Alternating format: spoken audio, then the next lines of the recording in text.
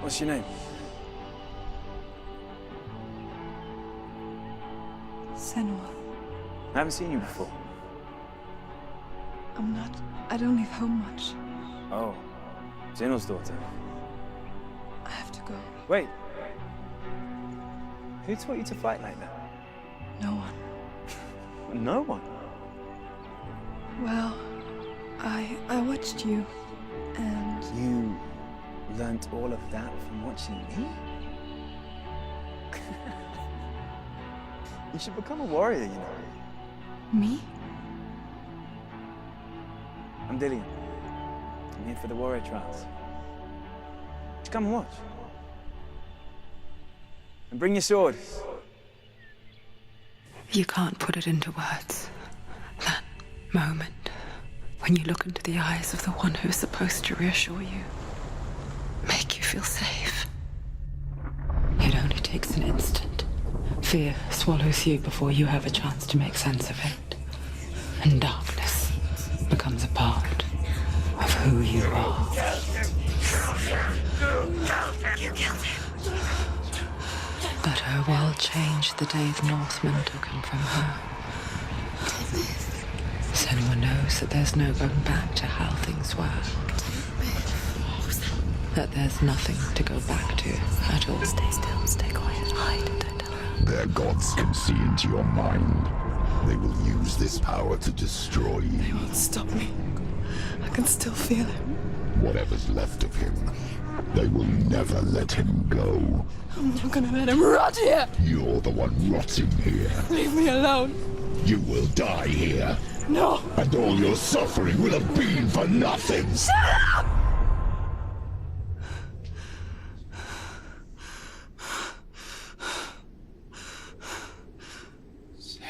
Dillian? Is that you?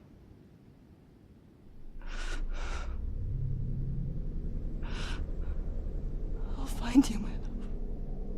I promise.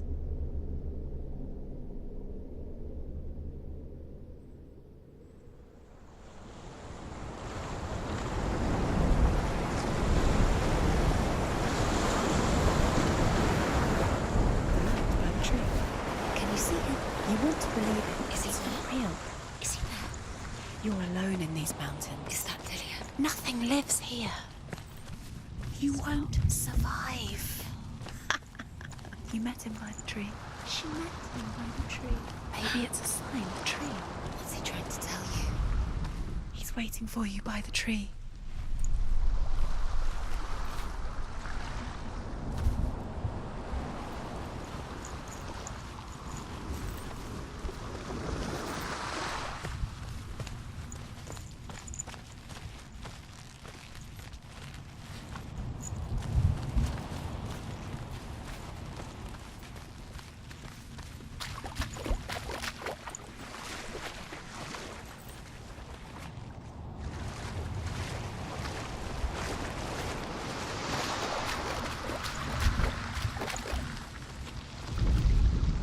As the she-wolf licks the sweet honey from Sigmund's face, he bites the wolf's tongue.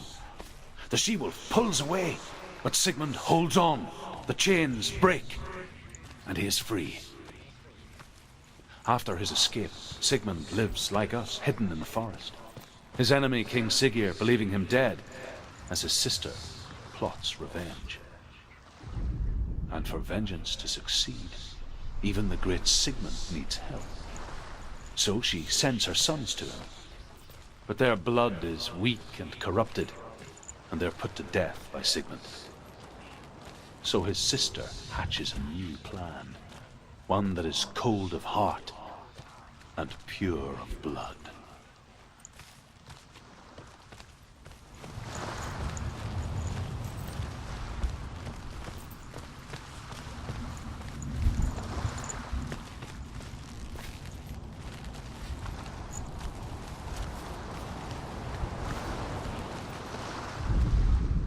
Sigmund's sister trades shapes with a sorceress, and in disguise, she lies with her own brother. She gives birth to a son named Sinfjotli.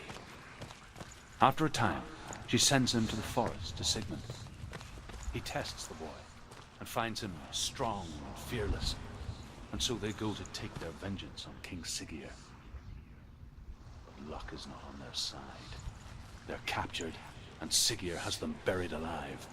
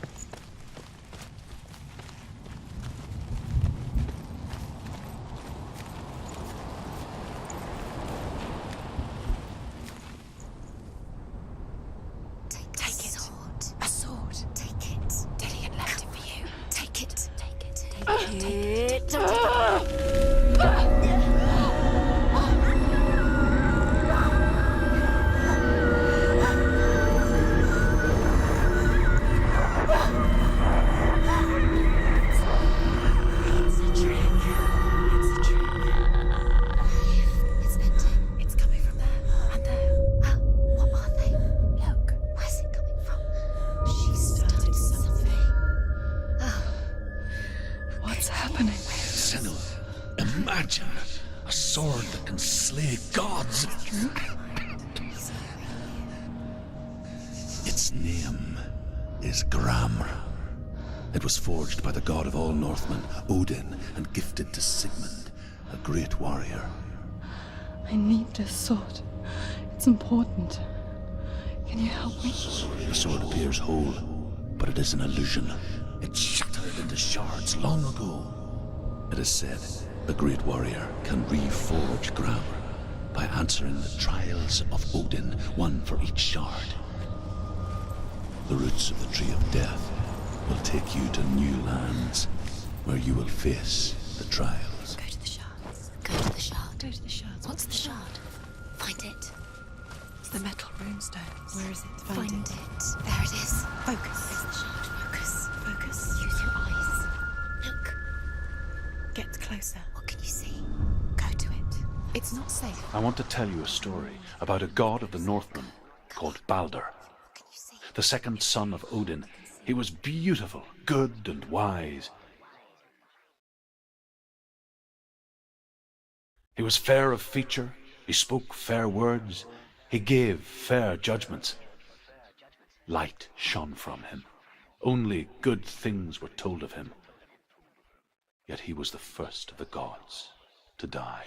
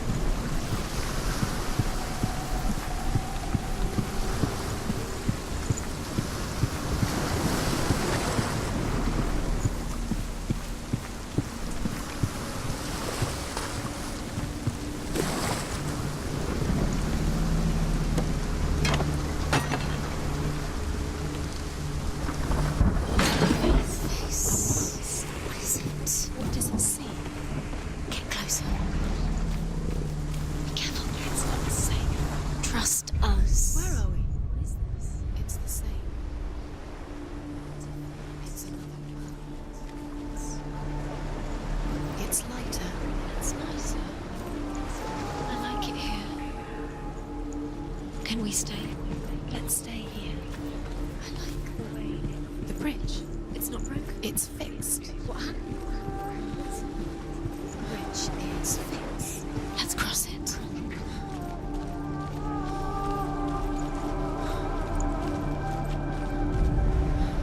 The Northmen tell this story about the death of Balder. It begins with dark dreams. Night after night, Balder dreams of his own death, and the gods fear for his life. So Balder's mother makes everything in the world: fire, water, iron, stone, earth, wood, beasts, birds, serpents, poison, sickness, swear an oath not to harm. He loves you. One by one, Calling you. they each make the vow. Neither weapons nor wood will injure him, Baldur's mother boasts. Only Loki, father of Hela, the mistress of death, is not amused.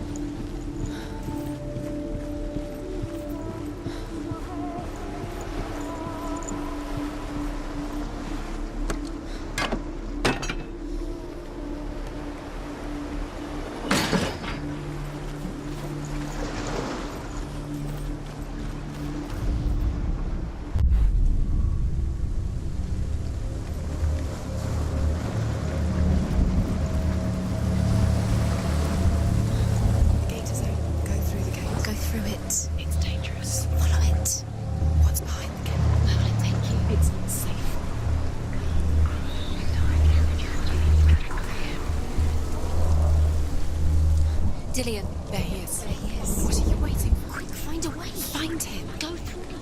He disappears. Dillion, don't lose him. Way too many times. Where is he? Where's he gone?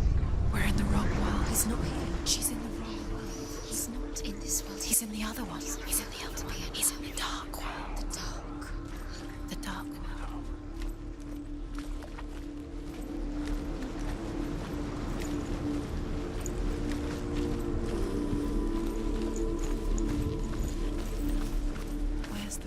The world once seemed so simple.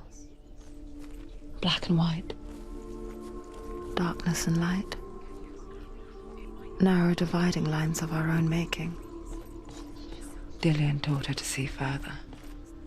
To peek through the cracks and see the worlds of color stretching away from the gloom. And Senua explored new paths into the unknown. Really true that all things promised to keep him safe? I did not ask the mistletoe, Baldur's mother confesses.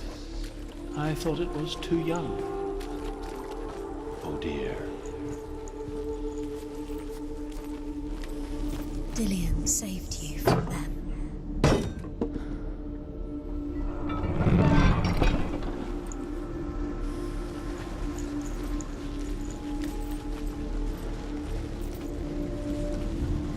He was the only one that didn't mind the curse. He loved her so much.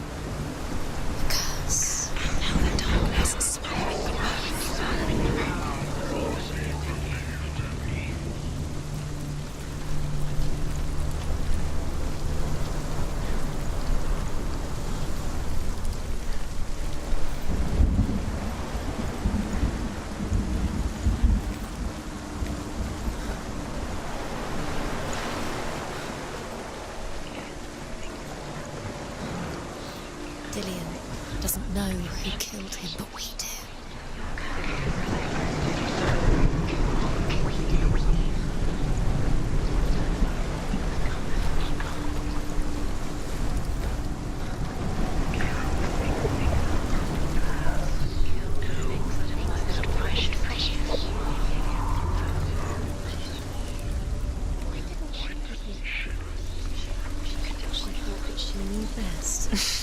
She thought she had light within her when she is pure darkness.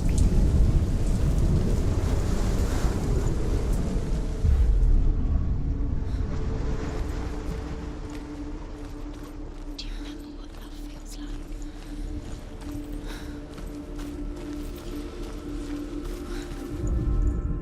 The gods feast and rejoice and amuse themselves by throwing spears and stones at Balder, striking at him with sword and axe. But he comes to no harm, whatever they do. The gods never cease to wonder at this great marvel.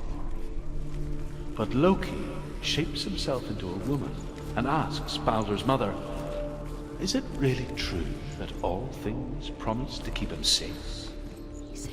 "I did not ask the mistletoe," Balder's mother confesses. "I thought it was too young." Oh dear.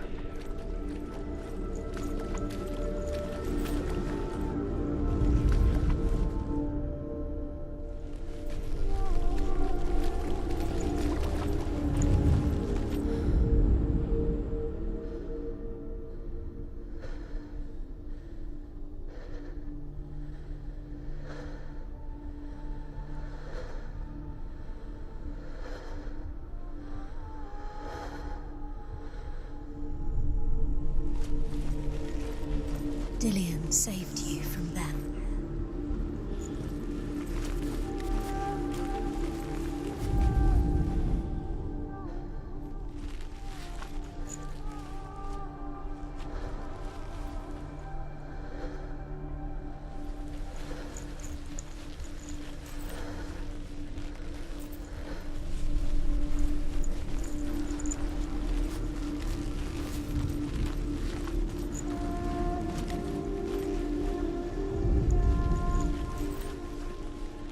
He was the only one that didn't mind the curse. He loved her so much.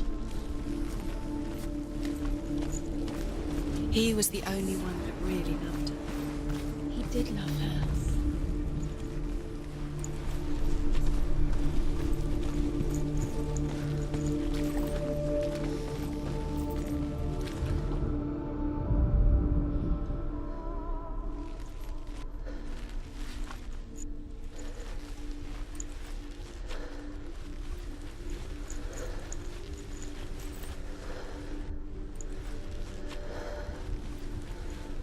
Do you remember what it was to touch him? Do you remember the way he stroked your hair? Do you remember the way you felt?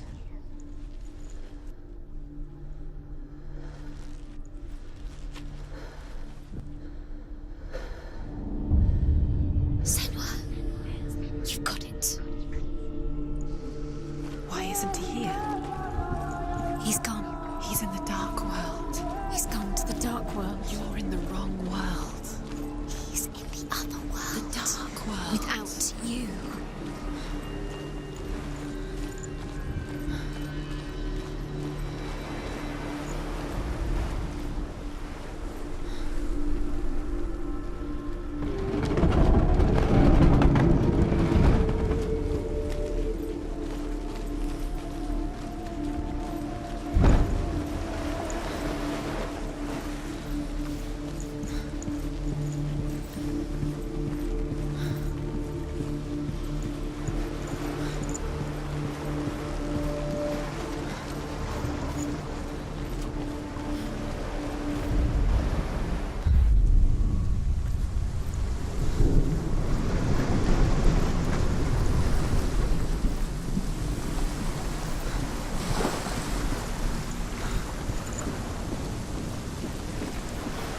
You have no chance. Nobody will love you ever again.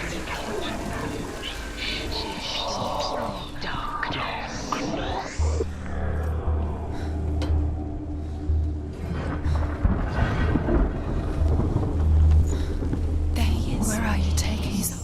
He's up there. How do you get up there? There's a way. There is a way up there. Find the way. She can do it. You're nearly there. She can find the way. Kill things that are most precious to you. Deserve this. Look what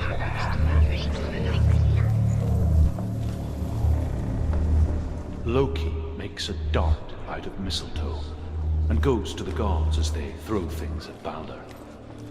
The blind god, Huth, was there. Loki asks him why he wasn't taking pollen. Huth says, I cannot see where Baldur stands, and even if I could see him, I have no weapon. Loki replies, here is a wand. I will tell you where he stands. And Huth throws the mistletoe at Baldur. It pierces through him, and to everyone's horror, Baldur is killed. Love because he believed in you. And for this, Huth is slain.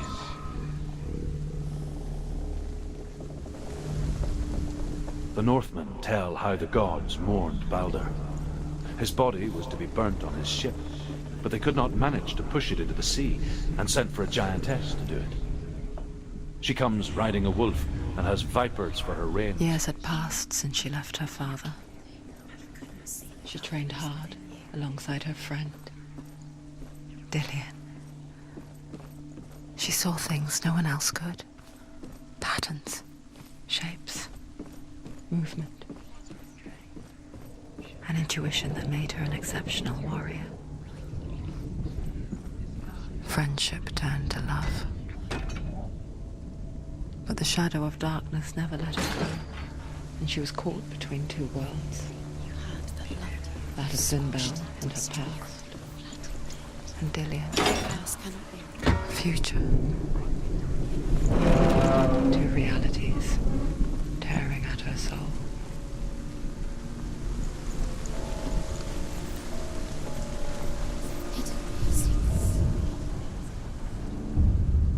Wasting your time. You have no time for this. Speed up.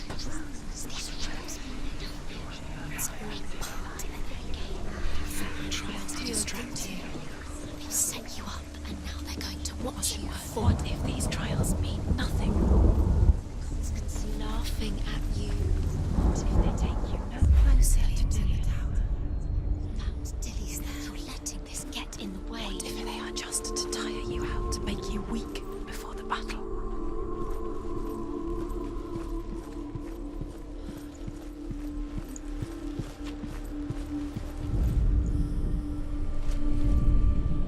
Overcome with grief, the gods send Hermod to ride to Hell and ask Hela to let Baldur return home.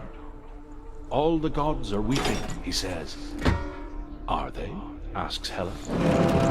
We shall see if he is truly missed. If everything in the world will weep for him, he shall go back to the gods. But if even one thing refuses, Baldur stays with me. The gods send messengers everywhere. Weep for Baldur, weep him out of hell. And everything wept. Men, beasts, earth, stone, trees, metal, everything. Do you remember meeting except for a giantess they found in a cave. Baldur was never my friend, she says. Let Hel keep what she has. The Northmen say that the giantess must have been Loki in disguise.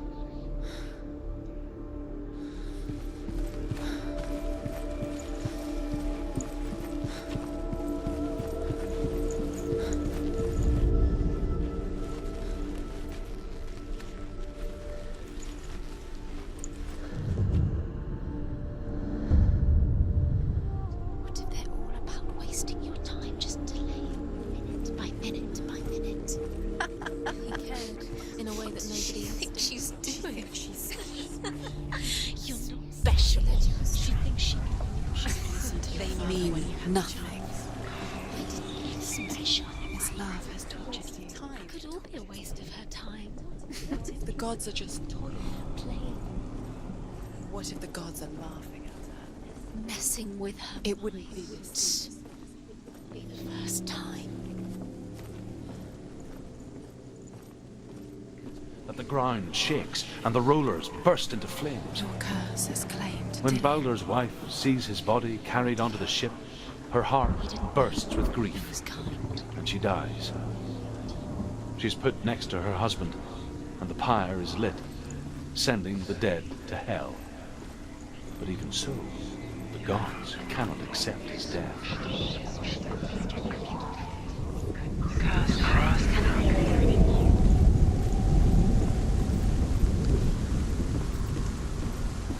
Look what happens to the things you love.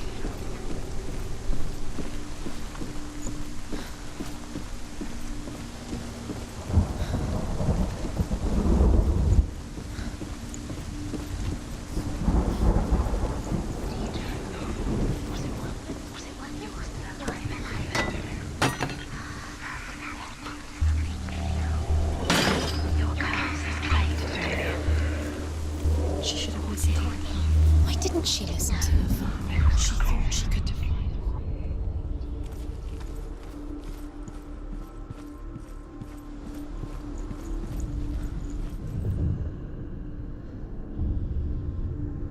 What if this is pointless? What are you doing? Why did you think you could make this work? You keep seeing runes. You see runes everywhere. Everywhere. But what if they're not real? What if they don't actually make sense? If they're a trick? The gods were lying. If you think it makes sense, but really the gods are playing with you. It makes sense in your mind, but it doesn't make sense in the real world. The gods are out, but it doesn't mean anything.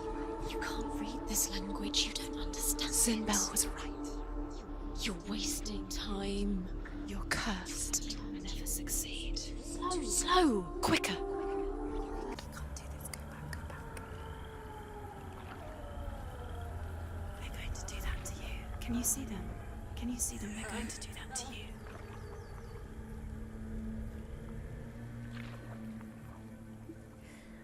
They're watching. Stop. Can you feel them watching?